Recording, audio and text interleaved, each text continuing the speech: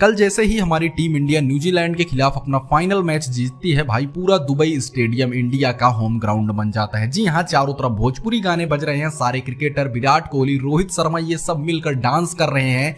Public भी भाई पूरी तरह से झूम रही है। ऐसा समझिए कि मुंबई के अंदर मैच हो, दुबई के अंदर मैच हो ही ना। न्यूजीलैंड के खिलाफ जिस तरह से भाई हमारी टीम इंडिया ने परफॉर्म किया, एक टाइम पे तो लगा था कि फाइनल हाथ से निकल भी सकता है, लेकिन हमारी टीम इंडिया ने जिस तरह की भाई क्रिकेट खेली उसको देखने के बाद भाई फैंस बहुत ज्यादा खुश थे।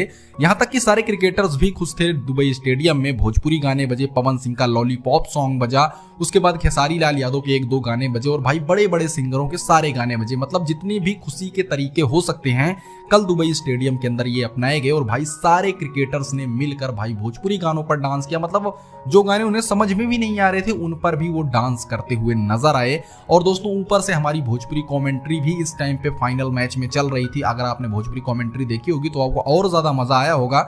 वैसे दोस्तों रोहित शर्मा, विराट कोहली, हार्दिक पांड्या, इनमें से आपका फेवरेट बैट्समैन कौन है? कमेंट करके जरूर बताइएगा।